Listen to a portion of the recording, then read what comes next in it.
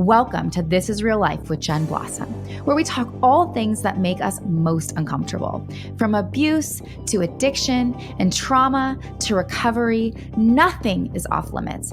My guests and I will expose the parts of ourselves that hold the most pain and share the freedom that is possible. This is real life.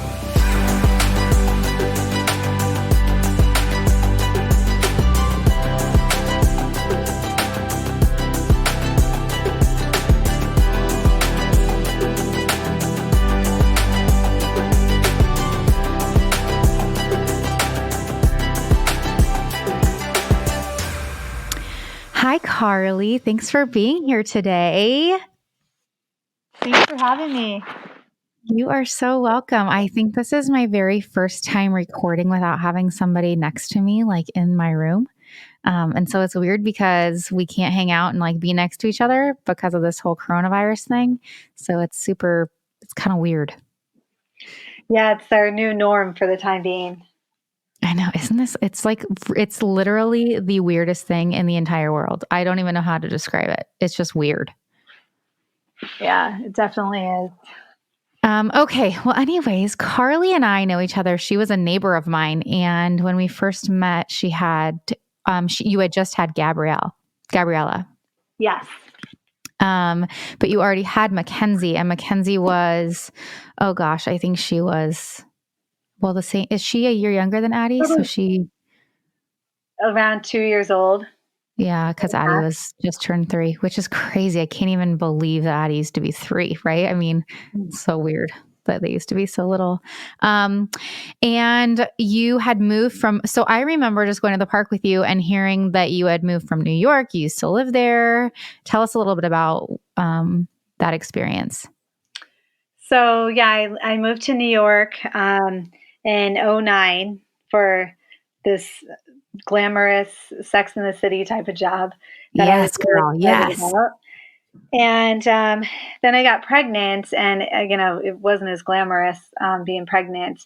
And I had all kinds of things wrong with me with my pregnancy. You name it, I had it wrong with me. Like what? Like what? What does that mean?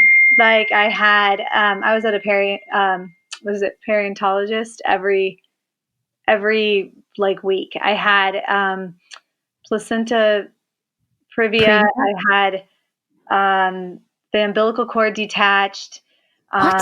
She was like, they didn't know if she was going to grow. I had a placenta abruption at 11 weeks. I was bleeding the whole time I was pregnant. I'm A negative, RH negative. So I was trying to like kill off the baby. So they had to give me shots, and then she was going to come early, and so they had to give me steroid injections because I didn't have any amniotic fluid, and then they were going to keep me in the hospital, but I ended up only staying for a couple days. And then they tried to get me at 37 weeks, and we were successful with that by laying on my left side for 3 months. Oh my gosh. Wait, was your pregnancy with your second the same?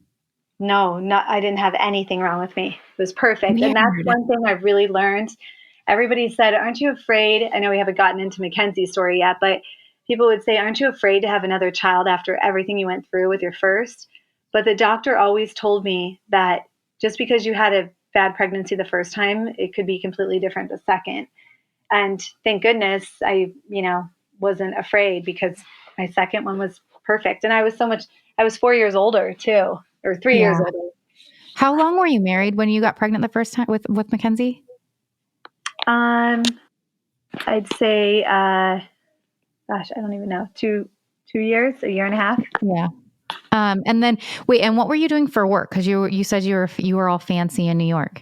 Yeah, I was working as a brand manager for a company called Moroccan Oil, and it was like the beginning of their successes. And so I would go into celebrity salons and I would talk with them, and then editors would come in. The celebrities would come in and get their hair done, and they'd feature our products, and then editors from all over the world would come in. Wait, I love Moroccan oil. What was that? I said I love Moroccan oil. Right? It's amazing. It's And so good. they're such good people too, the Oh my company. gosh, that's amazing. So I have to assume you had to stop working because you were in the hospital and stuff. Yeah, actually, they were really supportive, so I was able to work from home and everything. But Oh, that's nice. yeah, so I So, still okay, work. so was your labor typical with Mackenzie? Was my what? I'm sorry. Your labor. No. So I had no amniotic fluid, so um, it was emergency C-section with her At 37 weeks? at 37 weeks exactly. Yeah. Got it. And how'd that go? It went good, and they said everything was fine, and she was healthy, and it wasn't until 2 months, till she was about 2 months old, that I started realizing something wasn't right with her. And what Which did is, you and so what are the like so what do you mean by that something wasn't right with her? so the type of congenital heart defect that she was born with, you actually don't see any symptoms until about 2 months, because it's with the arteries. So the arteries are like the size of floss, and everything's so tiny. The heart is tiny, and they weren't doing the oxygen tests back in 2011. So when she was born, Right. so now it's a lot easier to know if there's a heart condition or not. But So then, so right, so the story is about your firstborn and all of the trials that you've been through trying to get her help and healthy. Were they not able to see the heart defect in any sort of ultrasounds? yeah, it was too small, so they weren't the Is that your heart. phone? Can you turn your phone on silent? Yeah, sorry, I Sorry. don't know how to do it off my computer. I like That's Sorry. okay. That's okay. Um. Real life So people. yeah. Everything is too small to be able to detect, Interesting. I guess, Right. in uterus. So that's why they weren't able to see anything. Got it. Oh my Yeah. gosh. Okay. So 2 months in, what did you notice? Like what was like what were the signs that there was something wrong that you knew? The signs were she was sweating, which I thought was really strange, and people kept telling me I was dressing her too warm. Especially the doctor, they thought I was a paranoid first time mom, because I was constantly coming in, paying that $35 copay, asking, should she be doing this? Should she be doing that? It seems so strange. I've never had a kid though, so I don't know. And another thing was she had a cough, and it was actually similar to what they're saying now with the coronavirus, like a dry cough. And it just seems so strange for a baby to cough. And then she was swollen in the face, but everybody said she was just getting chubby, and it was cute. And she would always have her tongue sticking out, and she'd make this like grunting noise, but we thought she was frustrated because she couldn't use words yet. Mhm. So there was a lot of people just made it sound like, these things are just normal, um,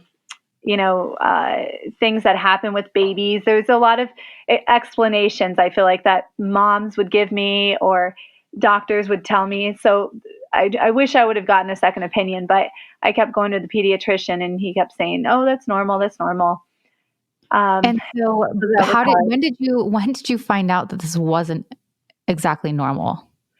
So after taking her to the doctor so many times, and the doctor saying she's fine, I actually came out to California to visit my parents, and she got some sort of cold on the airplane, and she actually threw up on the airplane, and she was probably, I think she was 5 months at this point.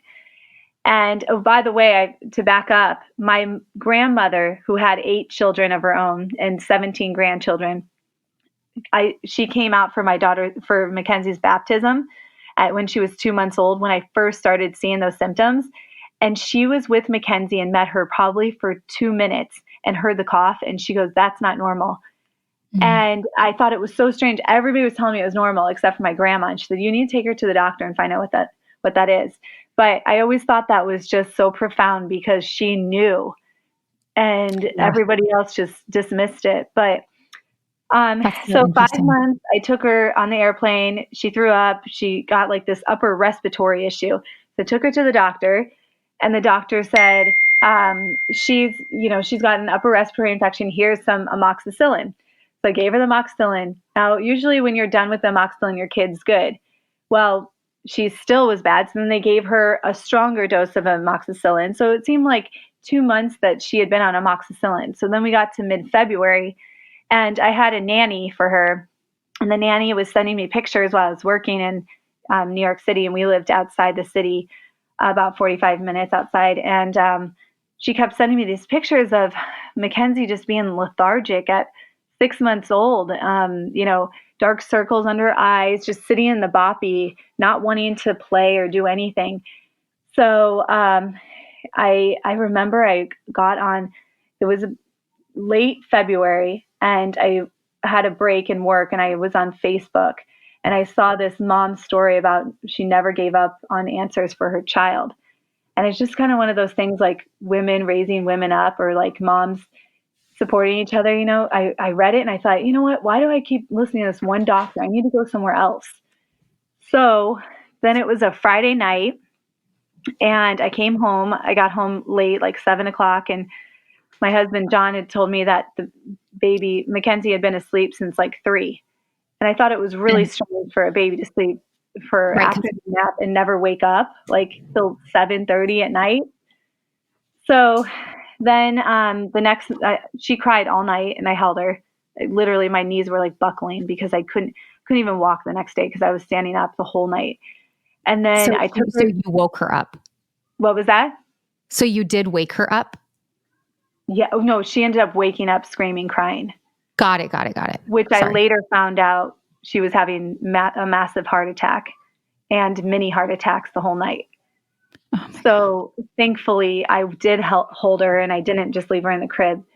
And then Saturday, the next day, I took her back to her doctor, the same doctor, and he said, she's fine. And I, all week and several times been to him. And then the next day I said, it was the same thing all night long, up, screaming, crying, like nothing. Nursing didn't help, nothing. And again, moms were like, other first time moms are like, oh, my kid does that too when they're teething or they're this, that, still trying to figure it all out. And then I decided to take her to an urgent care center for children. And they told me she had an upper respiratory issue in her nose. So they said, go to the doctor sometime next week. So then I came home, and I still felt like it wasn't enough. So then Sunday morning, she was really, really bad. And I had been up Friday night, Saturday night. And I told John, I said, we have to go to the doctor again. So I called my pediatrician again. He said, okay, come over to my house. Let me look at her again. He looked at her and he said, she did not look like this 3 days ago. Her stomach was inverted on one side and then coming up on the other, bloated on the other, which was one of her lungs had collapsed. Oh my God. And then her diaper, there was a stripe of orangish yellow or reddish orange stripe in her diaper, which is kidney issues. And she was, screaming, crying.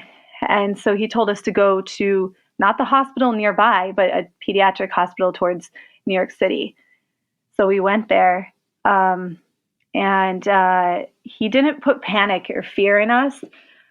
So we actually almost went home to grab like some, you always need all that stuff with babies, to go home and get more stuff because we figured we'd be at an ER for a long time. And we showed up to the ER, and they checked us right in, and we probably waited 5 minutes, and they brought us in, and it was literally like something from Grey's Anatomy. Every single doctor left the rooms of all the other patients and came in. There was probably 9 doctors around Mackenzie. And they're asking me a million questions. Did she swallow something? What did she eat? I mean, throwing questions like crazy, trying to figure things out. Right. And then they basically just, it was a blur. They just pushed me out of the room. I don't even know how I got out of the room. And they put me in this little, it was 5 feet by 5 feet square room, John and I, and had a whiteboard and started drawing stuff and saying, okay, it's two things. It's either this or it's this. And then a doctor came in and said, we need you. We need to, she's not doing well. And they took the doctor out. They wouldn't let us in, and they put her on life support. She wasn't breathing, so she went into cardiac arrest in the ER. And oh my God, are you like freaking out? Like what? Like is she like? I mean, I this don't sounds know like anything that's going on really, because they just put me in this room, and I'm like, what? I was so, I mean, this is probably like way too personal, but it got to the point. I mean, I had this lady holding my hand that I don't even know, a counselor from there. And I literally just lost control. Like I peed my pants. Like I didn't even have any control over my body. Like I didn't know what was happening. Where's my kid? What's going on? The doctors are like still with their charts. They're not in the room. And he comes back and he's like, well, I'm like, what is she doing right now? What, is she okay? Like I was starting to realize this was like really serious. yeah. And he said, well, we put her on life support because her heart needs to rest. Her heart is the size of a 4-year-old. They actually had gotten an x-ray when we first got there. And they said her heart's about the size of a 4-year-old and is ready to burst out of her chest. Oh my God. And so she either has an infection in her heart or she has something called Al-Kappa. And that's an acronym for a congenital heart defect. And they said, we're going to all get together. We're going to try to figure this out, why her heart is resting. So, I mean, is like John being a big support? Like, is your parents, like, I guess you're by yourself. Your parents are here, right? I mean, yeah, but my in-laws were there, and yeah, they were freaking out. John was like on the ground, hysterically crying. I was still trying this is to your like baby. gather This is everything. like, yeah, this is how old is she now? At this 6.5 point? months old. Jeez. Yeah. So then, when I really realized it was real or serious is when there was kids with no hair. They obviously had cancer. One girl had these dark circles under her eyes. She was probably 9, and you could tell she was, not in good shape. And the doctors all left her, and they went to McKenzie. And I thought, Oh my man, gosh. okay, like if they're leaving her, then this is definitely serious. Yeah. So then they took us up to the NICU, and they basically put me in like the waiting room for 5 hours, and then they opened the curtain, and she probably had I don't know if you've ever seen the picture that I've shared on Facebook, but Oh yeah, I have. Yeah. yeah, she probably had over 20 tubes inside of Yeah. her. How And was that then, seeing that? How was that seeing that as a mom? oh gosh, I mean, it's almost like when you go through something traumatic, you almost take it out of your mind, and it's hard for me to even remember seeing her like that. I But know. Yeah, I what can't even does, imagine. You must have been in so much shock. yes. And I sometimes when I hear working with the Children's Heart Foundation and other parents that will reach out to me and say, their kid has to have open heart surgery, or I hear from somebody that they know someone, I always think, gosh, how can they go through that? And then it's almost like, wait, you went through this, but Yeah. it was even more traumatic. But you just, with time, you almost block that out in a way. I mean, I'll never forget, but at the same time, it seems so long ago.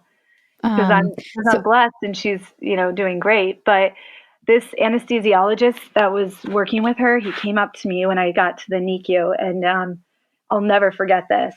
And I was crying, and I didn't want to be with John. I didn't want to be with anybody. I just kind of wanted to be alone. yeah. And I was in the waiting room, and he came up to me, and he had tears running down his face. And he said, Carly, I went to school for days like this. This is why I became an anesthesiologist. I'm away from my family because I want to save babies like I just did today. Oh. And he said, this is one of the happiest days of my life. And I said, how can this be one of the happiest days of your life? And I was hysterically crying. He said, one day he was really confident that she was going to be okay. But, they always prepare you for the worst too. So I would hear one thing and then he seemed confident, but he said, one day you're going to look back on this and you're going to see why it was the greatest day of your life.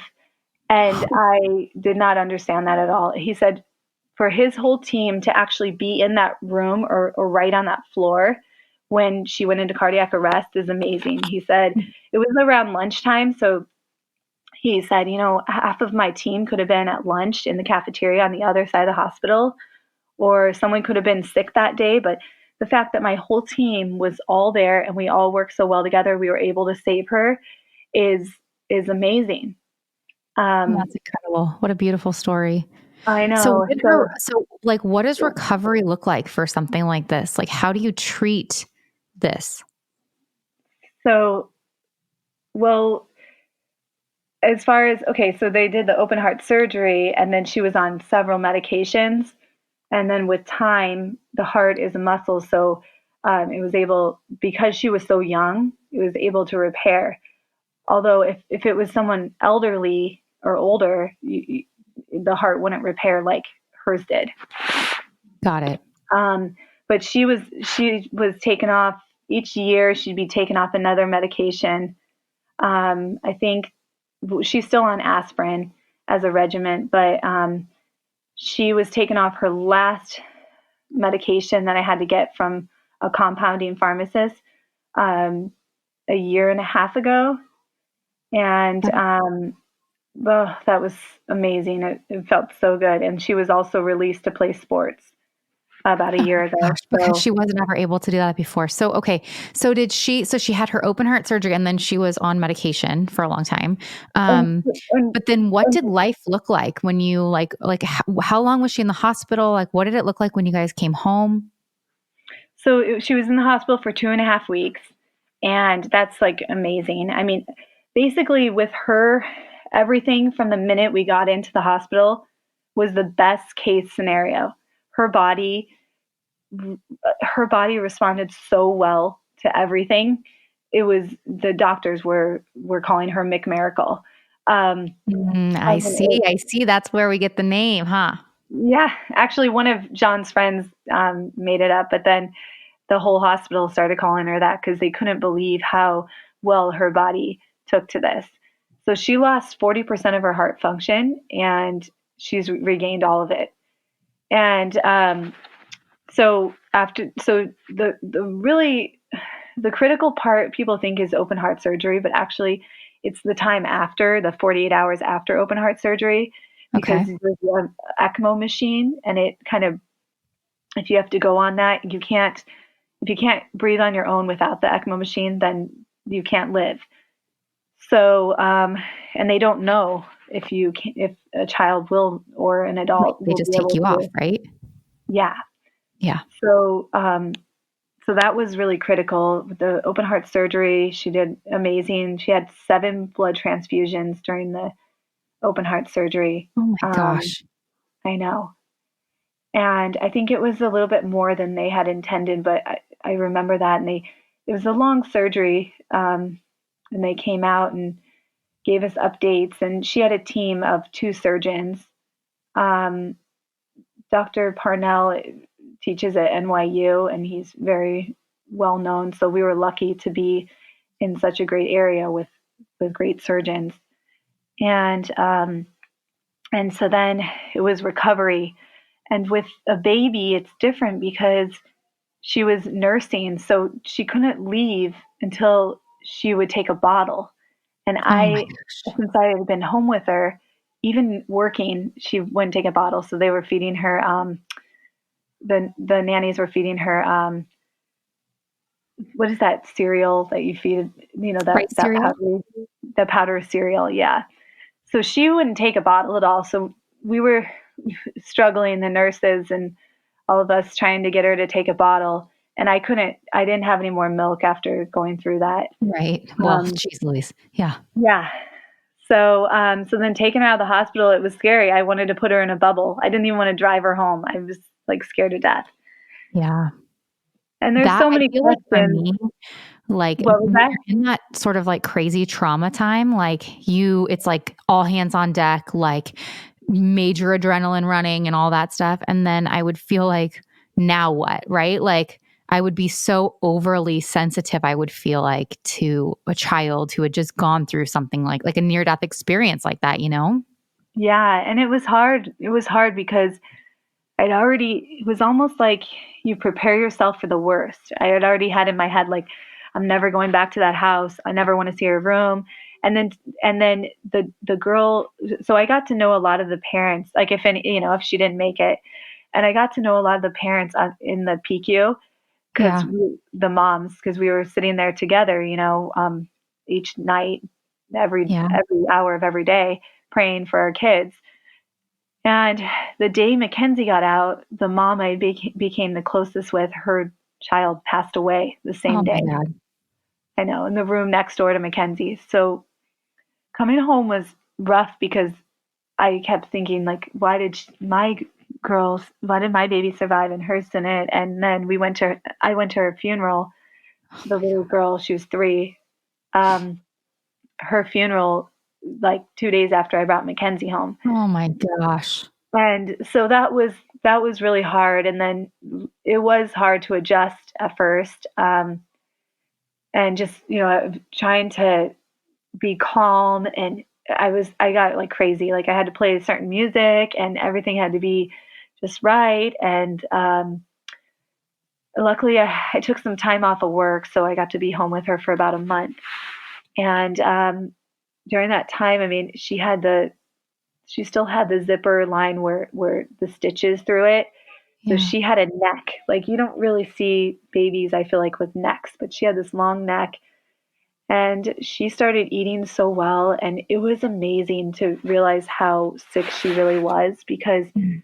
she was eating so much more food. She was laughing more. She was breathing better.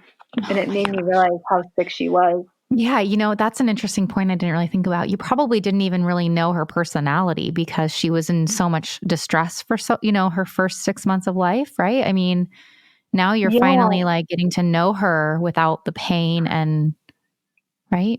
Yes. And you know how everybody says, okay, don't wash all the baby clothes because your baby's going to grow so fast. They're not even going to wear a newborn or 3-month old or whatever. All the different sizes. She was in the same size forever. And Mm, all of a sudden, when I brought her home, it was like she started growing out of clothes and just flourishing, really. that's amazing. So, okay, so then you brought her home and you kind of probably had to go through an entire, I don't know, relearning how to mom, I guess, or learning how to mom. I mean, I didn't have a child. I guess what I'm trying to say is being a new mom is hard enough on its own with a healthy child, right? Like just having a healthy child is hard. I can't imagine going through all of this within the first 6 months. And then now you're bringing home your child who has got all of this. I mean, not bad. I guess baggage Well, sounds bad, yeah, but you're right. I had now medications to give like 3 times a day. We had an occupational therapist that came in and a physical therapist that came in because she was late on crawling because she couldn't be on her chest. right. Um, it was like trying to I mean, it's manage like all that. just managing anyone with a medical issue is hard enough, but like it's a baby and the baby can't tell you, right? Like, "Hey mom, my heart hurts today," or "Hey mom, I'm having a hard time breathing." Like she can't tell you that. So like I would assume you'd be hypersensitive to all things, right? Like I mean, what about these parents who are having, I mean, this stuff doesn't stop when pandemics, start. So like how Oh, would you be parenting in a oh, time of coronavirus, a little I, newborn or a 6-month-old who just got out of open heart surgery? oh my gosh, Jen, I've been thinking about those parents that maybe they had the heart surgery lined up right now and they need blood transfusions and we're low on blood donations. And I think about, yeah, having your child right now, because I'm stressed right now with the coronavirus with her at 8.5 years old. Like, I can't imagine just getting out of the hospital.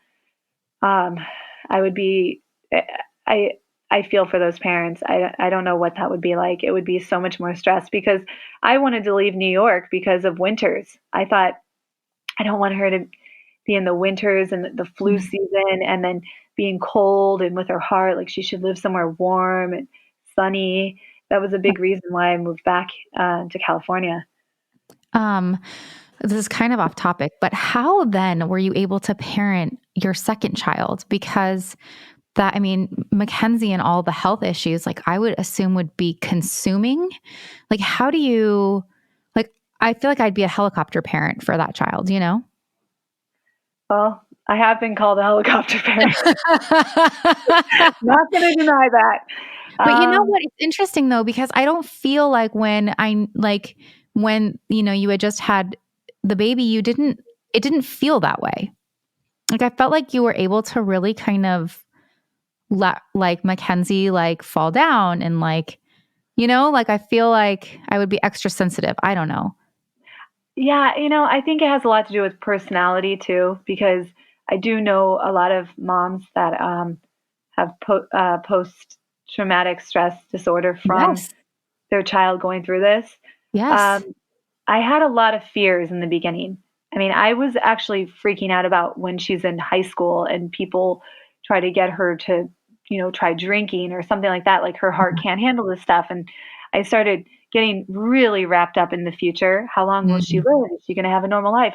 Started researching who it's a rather new surgery that she had. So who's the oldest living with it? I wanted to find them. I wanted to ask them a million questions. And then the doctor said, you know what, Carly, you could get in a car accident tomorrow and you guys all die. Like, this, you have That's to live beautiful for today. perspective. And I started thinking about that, and it's true. And so, I mean, I try to keep her, obviously, like, right now we're really homebound and I'm trying to keep her away from everybody.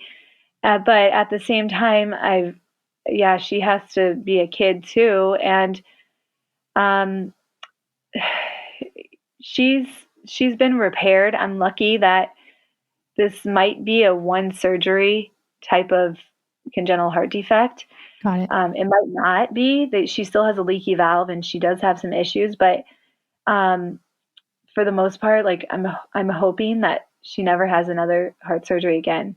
I don't Yeah. know if And you know what? For everybody who's listening, she is the most, I mean, typically, her personality, she is funny. She is running around. I mean, you would never look at her and think, oh, this happened to her when she was younger. Like she is full of energy, full of life, lovely, lovely little girl.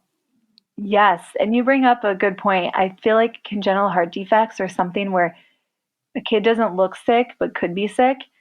Um, and yeah, Mackenzie's not sick. She's doing great, but she has more energy um, than any 8-year-old I've ever met in my life. Like, That's I don't probably know. what helped her survive. Yeah, maybe. Um, okay, so then how was it for you? Where's your stance? I hope this isn't like, I didn't prep you on this, but like, so like, what's your stance then on like vaccines? Are you a pro-vaxxer or anti-vaxxer? I am definitely into the vaccines because I don't have a choice. I mean, I didn't have a choice when she went in for heart surgery. They said, we're giving her a flu shot. We're giving her this. She has to have these before we do open heart surgery. And then it was kind of like when I started asking questions, all the doctors were like, her pediatrician now told me that there was a parent that didn't do the flu vaccine. I think the flu is the most important for heart kids. Okay. And the child actually ended up in the hospital. So she said, you want to get the flu shots. We always get the flu shot. I don't know much about the new vaccine for coronavirus if that comes out.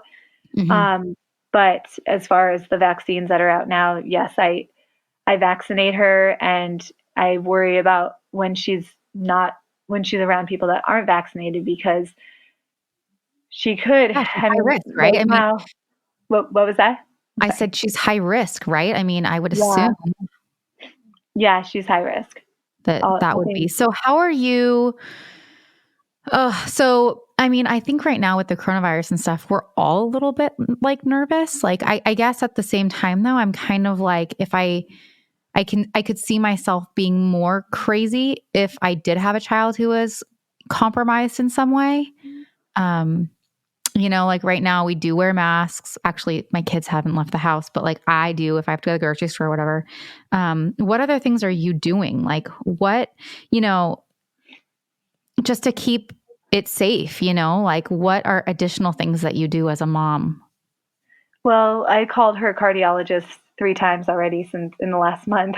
Got it. Um, just, asking him about the, what is it, hydroxy chloroquine, if she could take that, because the president kept saying people with heart conditions can't take it. Okay. So just in case, so I know if she can take it or not. She also takes aspirin, and there's been talk of that ibuprofen isn't good to be taking right now. So I definitely had a lot of questions, but the Children's Heart Foundation, they've had a doctor on podcast, or not podcast, webinars, Okay. and I've been listening. And but everything's so new with this coronavirus, they don't really know, how, if they're at more high risk or not. Mm-hmm. Um, but I'm definitely keeping her in. I'm keeping her away from other kids. I've been giving her zinc and making sure she goes to bed on time. Yeah. Trying to do everything I can. She has a cough right now, and it scared me. Yeah. But I didn't take her into the pediatrician because I thought I don't want to expose her. I know. It's yeah, it's scary for sure.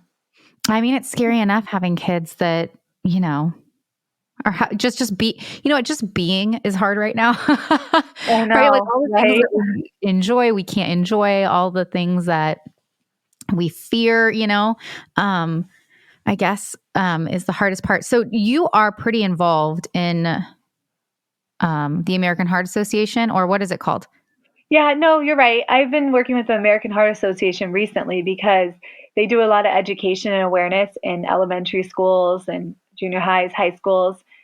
Um, so I do like that organization, and they fund for education and research for new heart surgeries as well. And prior to that, I was working with the Children's Heart Foundation, Got it. and with them, I started the Orange County Congenital Heart Walk, which we did for 4 years, Yep, I and remember. another Heart Dad and my husband at in Orange County at the Irvine Regional Park. We would do it every year. I remember McMiracle. That was like Mackenzie Yeah, McMiracle. Remember? I remember that. That was so yeah, cool. we raised over $250,000 in 4 years for the Children's Heart Foundation, or for For the Ken. Congenital Heart Walk Foundation. And what does that money go to? It goes research John Hopkins for new heart surgeries, life-saving heart surgeries like the one Mackenzie had. That's The type of amazing. surgery Mackenzie had, it's only been, I think, 30 years they've been Wow. doing that surgery. The doctor said the type she has only affects 1 in 330,000 Oh were the my numbers. gosh. Yeah, but there's over 40 different types of congenital heart defects, and hole in the heart is a very common one. Do we know what And causes so, this? no, they've never, they don't know. That is so insane. I So, know. do you have any stats you can share with us? Sure, 1 in 100 babies are born with a congenital heart defect. Um, Hoping those numbers go down now that they do this, the pulse oxygen test when the baby's born. Mm-hmm. And it seems like such a simple test. I can't believe they never done it. They hadn't done it prior to 2011. Mm-hmm. Um, and I mean, that's a big one for me. 1 in 100. It's a number one birth defect in America, Wow. and you don't And even how hear do these about it people when you're find? pregnant. And how do these parents end up finding out about this if they're not taking that test right when they're born? look for the symptoms. And that's why I Wow. love, talking with you and talking with other people to let them know about the symptoms that Mackenzie had, because I know you don't want to scare people, but it's always nice. If I would have just had a conversation with another heart mom, I'm sure I would have known right away.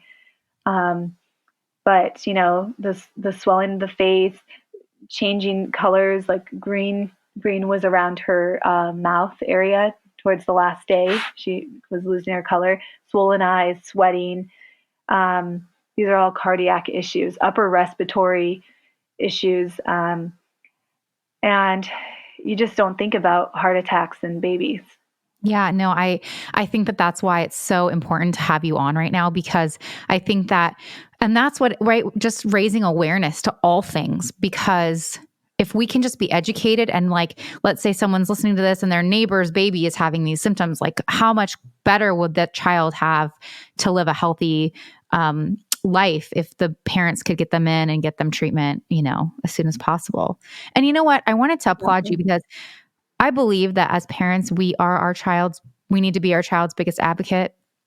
And Yeah. you didn't stop. You kept going. You kept finding the answers, and you are an advocate. You are, always out there trying to raise awareness. And I just love that about you. I love your fighting spirit. I think that's where Mackenzie gets it from.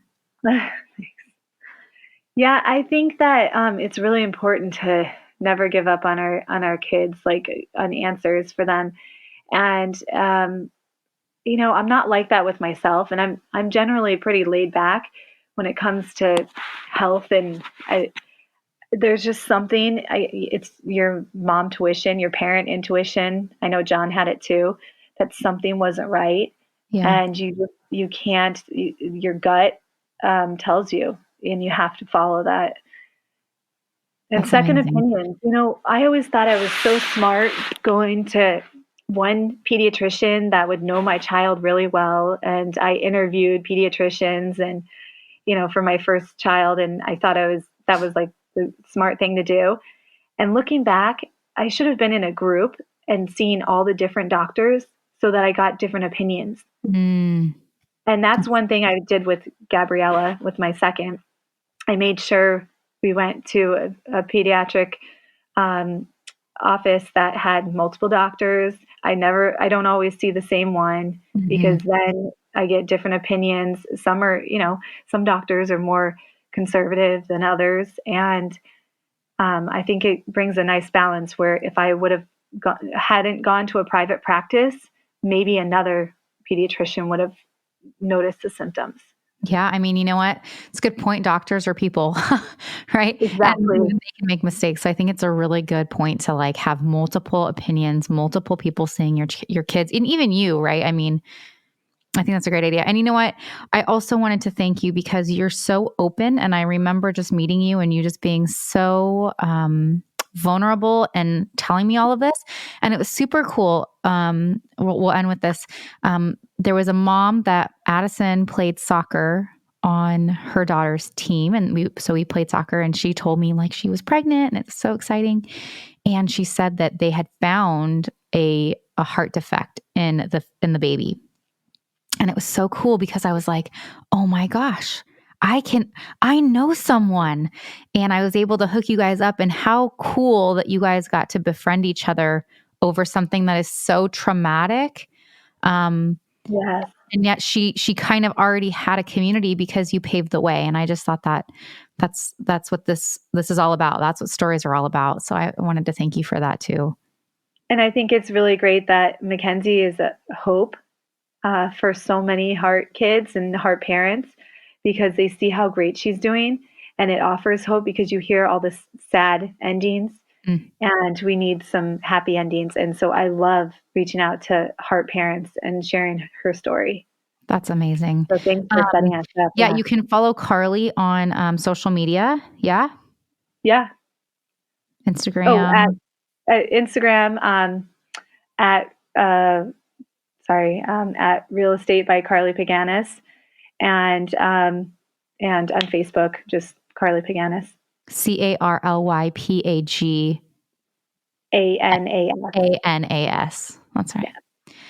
Well, I appreciate you. Is there any one last thing you would say if someone was listening and they had just found out their child was suffering from a heart defect or is going through this or has gone through it? Is there anything you would say? I would say have hope and faith, because I was in the same place, and I didn't know what the outcome was going to be. And look at me, 8.5 years later, and she's running around and normal kid and doing great. So there are happy endings, and just got to have faith, and just if your child has symptoms, you could just go see a doctor, or get a second opinion. That's great advice. I love it. Carly, you're amazing. Thank you so much for Thank taking you some for time you. out of your day to share this experience. I hope that it Course. touches people and that we were able to raise awareness and some education around heart defects in children. Definitely. And thank you so much for having me on. I appreciate it. All right, pretty lady. I'm going to stop recording right now, but I still want to talk to you. Okay. All right. Okay. Thanks.